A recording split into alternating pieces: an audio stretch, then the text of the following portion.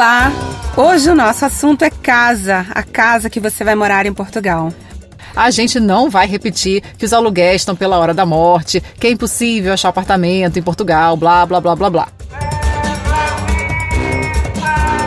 A gente quer te dar um manual simples e útil de ajuda, um guia para evitar pegadinhas durante a sua busca. Para você que está aí do Brasil procurando e entrando em sites de procura e se familiarizando com o vocabulário, porque tem muita coisa que é diferente. Por exemplo, quando você lê T1, significa o apartamento de 1 quarto. T2, 2 quartos. T5, 5 quartos e por aí vai. Eu até hoje não sei por que é T, porque é T de quê? Res de chão quer dizer um apartamento no nível da rua, tipo andar zero. Renda, aluguel.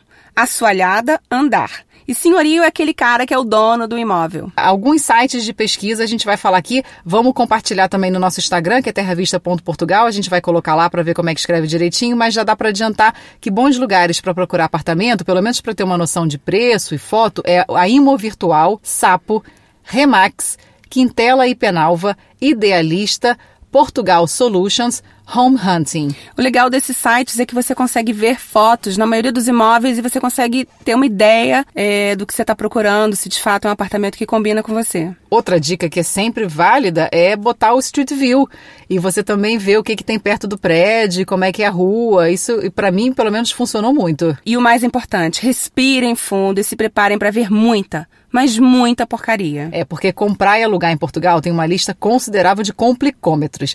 E é isso que a gente vai te ajudar agora a descomplicar. Claro que a nossa experiência diz muito mais sobre Lisboa, porque é onde a gente mora. Mas a grande maioria das dicas que a gente vai dar, elas se aplicam facilmente a todos os imóveis de Portugal.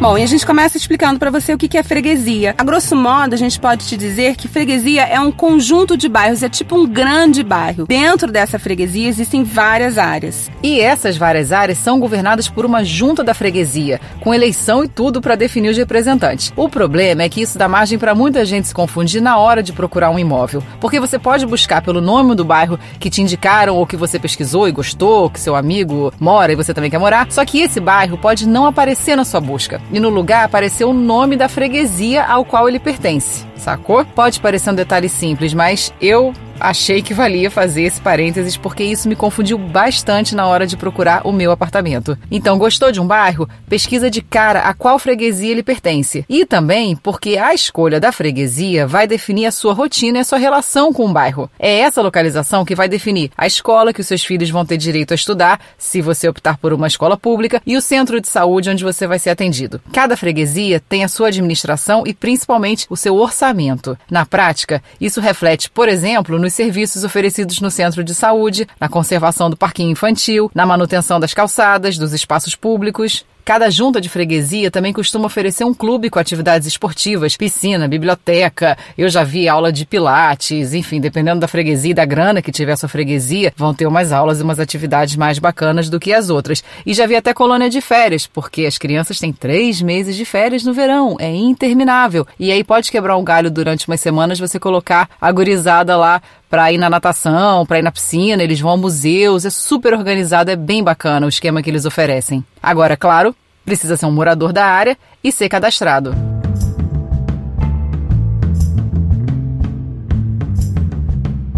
E como a procura por imóvel ficou muito grande, cuidado, lógico, porque a consequência é que tem sempre um espertinho tentando dar um golpe. A gente já ouviu várias histórias de supostos donos de apartamentos que pediam para depositar uma quantia na conta deles só para você ver o apartamento. Então não cai nessa, porque isso é roubada e isso tem acontecido com frequência. Agora, gente, tem um ponto que chama adiantamento, que parece golpe, mas não é golpe. É muito normal, quando você decide alugar um apartamento, ter que pagar 3, 4, até 6 meses de adiantamento de aluguel, principalmente quando você não tem fiador. Eu conheço pessoas, inclusive, que já pagaram 1 ano de aluguel adiantado. Então, sim, isso provavelmente não é golpe, apesar de ser louco, é realidade.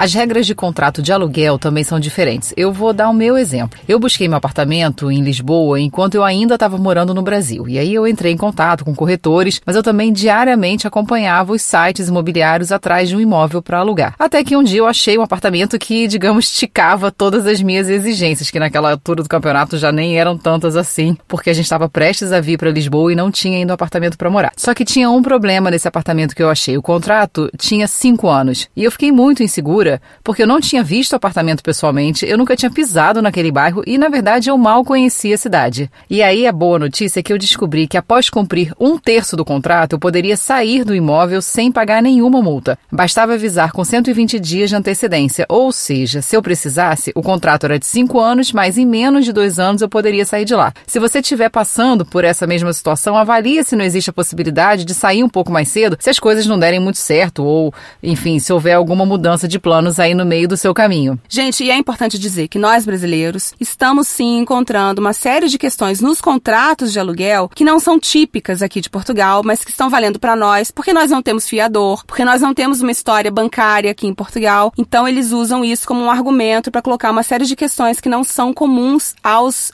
locatários aqui de Portugal. Então fiquem de olho para que vocês não sejam submetidos a nenhum tipo de abuso.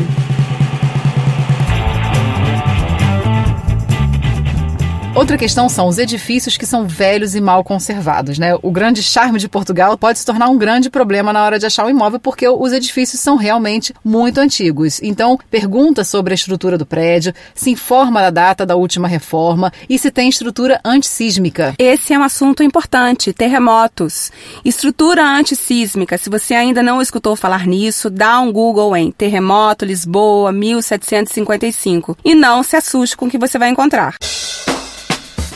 Todo mundo espera uma próxima tragédia. A gente está em cima de uma falha geológica. Então é importante checar se o seu edifício tem estrutura para segurar um possível abalo. Se você quiser se aprofundar no assunto, vai ver que existem regiões aqui na cidade de Lisboa que são muito mais vulneráveis a um possível terremoto. E é muito engraçado porque quase ninguém pensa nisso, fala nisso, nem se preocupa com isso.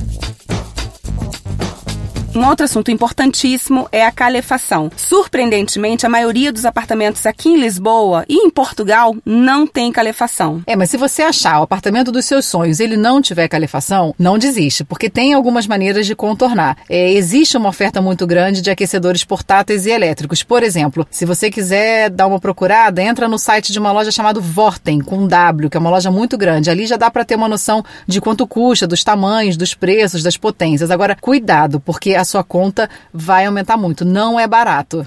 Isso é muito importante, gente. A energia elétrica aqui em Portugal é cara. Então, tanto a calefação quanto o ar-condicionado são considerados artigos de luxo. E assim como a calefação, um outro problema aqui é o ar-condicionado. O verão é quente, com temperaturas que esbarram nos 40 graus. Dura relativamente pouco, mas a sua casa pode ficar um forno se pegar sol da tarde. Mas nem todos os apartamentos têm ar-condicionado. Muitos deles não têm ar-condicionado, mas eles têm a estrutura para instalação. Então, você também, se for um apartamento alugado, você pode instalar o ar-condicionado e negociar isso com o seu senhorio, por exemplo. O meu apartamento, ele não bate sol. Eu já passei alguns verões aqui sem ar-condicionado e não foi um pesadelo. No meu apartamento, que eu recebo o sol da manhã e o sol da tarde, sem ar-condicionado durante o verão, é impossível. Agora, um ponto importante, tanto com relação à calefação, quanto com relação ao ar-condicionado, a energia elétrica aqui é muito cara. E é isso que explica o fato de muitos apartamentos não terem esses equipamentos. E outro ponto importante, gente, prédio sem elevador aqui é muito comum. Você está disposto a subir escada com as compras de supermercado? Faz o teste. Se tá na dúvida no Brasil, faz umas comprinhas de supermercado aí na sua casa e sobe umas escadinhas. Agora, é importante dizer que existem prédios magníficos, apartamentos maravilhosos e que são sem elevadores. As pessoas se acostumam, isso não é um problema. Uma outra coisa que falta nos prédios daqui é a garagem. Eu, por exemplo, do Brasil, eu super idealizei a minha vida em Lisboa sem carro e esse sonho não durou nada, porque eu não consegui montar uma engenharia de casa, trabalho, escola, lazer que fosse possível com transporte público. O meu prédio não tem garagem, mas a minha vida toda tá em volta da minha casa. Os meus filhos vão para a escola a pé e eu consigo me deslocar facilmente com transporte público. Então isso é uma questão que você tem que levar em consideração. Porque muitos prédios realmente não têm garagem e não é fácil achar vaga. Isso é uma questão importantíssima. Achar vaga na rua aqui é tipo missão impossível. Você pode até ter um selo de residente para carros credenciados estacionarem com exclusividade e não pagar também. Agora, mesmo assim, é muito difícil conseguir essa vaga. Eu moro no Campo de Ourique, aqui não tem vaga gratuita, só para os residentes, e é impossível encontrar um lugar para parar depois das 7 horas da noite. Um outro assunto importante são os boxes ou as arrecadações. Como aqui não tem quarto de serviço, muitos apartamentos possuem o que eles chamam de arrecadação, ou nas garagens ou no último andar do prédio. Eu diria que praticamente todos os apartamentos têm pelo menos um pequeno box para você guardar árvore de Natal, bicicleta, mala, livro. Tem algumas arrecadações que são enormes, que cabem 2 carros e uma biblioteca inteira. E tem outras que são pequenininhas, mas que quebram mó galho. Você joga aquela tralha lá e tira da sua casa.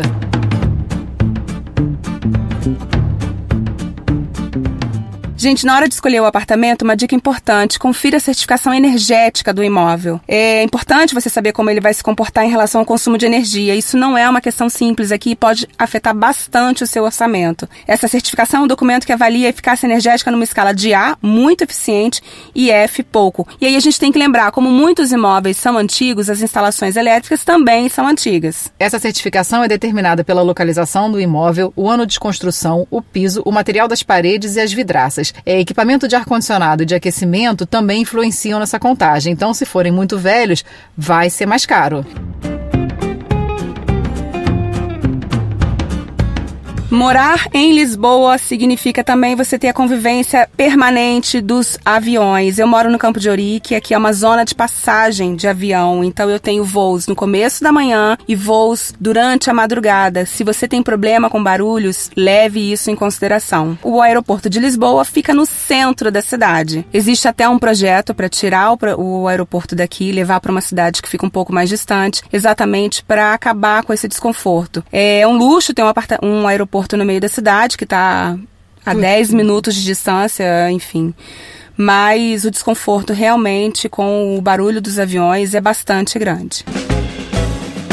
Com relação aos eletrodomésticos, a maioria dos apartamentos já vem com tudo. Geladeira, fogão, micro-ondas, máquina de lavar. Tenha certeza de que está tudo bem conservado, isso é muito importante, e se atende às suas necessidades. No inverno, por exemplo, se a sua máquina de lavar não secar, pode ser bem difícil ter que cuidar da roupa das crianças. Ainda mais nesses apartamentos, como a gente já falou, que não tem área de serviço. E além de apartamentos que não têm área de serviço, os apartamentos não têm tanque e não têm ralo. Pra gente faz muita falta. A gente vê aquelas roupas penduradas do lado de fora nas casas. Gente, isso não é cenografia. Praticamente todos os apartamentos têm aquela cordinha de aço do lado de fora onde as pessoas penduram as suas roupas. Apartamento mobiliado. Embora não seja a maioria, alguns imóveis para alugar já vêm mobiliados. Já vi decoração super moderna e já vi decoração muito feia. Dá mais trabalho para achar, mas eles existem. Agora, mobiliar um apartamento em Portugal não é um bicho de 7 cabeças. A gente tem um monte de opções para todos os tipos de orçamento. Um exemplo é a IKEA, ou IKEA. Ou IKEA, eu não sei como que fala até hoje. Que é uma loja de departamento enorme e com preços acessíveis. Na verdade, toda faixa de preço, com móveis bem bacanas. Uma outra opção é uma cadeia de mobiliário e decoração chamada Área, que também tem ótimos preços. Dá para dar uma olhada aí nos sites. Tem loja chamada Casa, Gato Preto, Zara Home, a Primark e a H&M, que são 2 cadeias conhecidas por vender roupas, também tem uma linha Casa, que é ótima. Tem uns preços muito acessíveis e tem achados excelentes. 2 vezes por ano essas lojas têm liquidações e aí os preços despencam. Também é um ótimo momento para você poder comprar móveis. E lembrando que no Facebook existem vários grupos de compra e venda. Pessoas que estão passando aqui só uma temporada ou de pessoas que vieram morar e estão voltando para o Brasil. Enfim, pessoas que estão lá colocando seus móveis, eletrodomésticos à venda a preços, em geral, bastante acessíveis. Vai que aparece uma bimbi novinha aí pela metade do preço.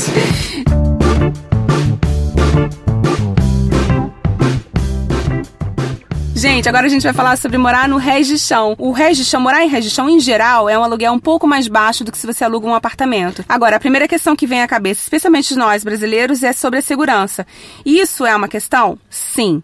Tem assalto? Sim. você fica mais vulnerável? Com certeza. Morar num rés de chão que esteja na altura exata da rua significa que você vai provavelmente passar a maior parte do seu tempo com as janelas fechadas. O que é mais importante dizer, não desconsidera por ser um rés de chão, porque existem apartamentos que são ótimos e que também são seguros, né? Os apartamentos de rés de chão de onde eu moro, por exemplo, são próximos de escola e de um supermercado, então o acesso é super protegido pela segurança desses dois imóveis. Mas é importante conferir. Porque tem assalto. Outra coisa importante, a melhor coisa de Portugal pode ser o seu pior pesadelo, o sol. Quem tem problema com claridade deve checar se o blackout veda 100% à luz do sol, porque às 6 horas da manhã, durante o verão, o sol já está na altura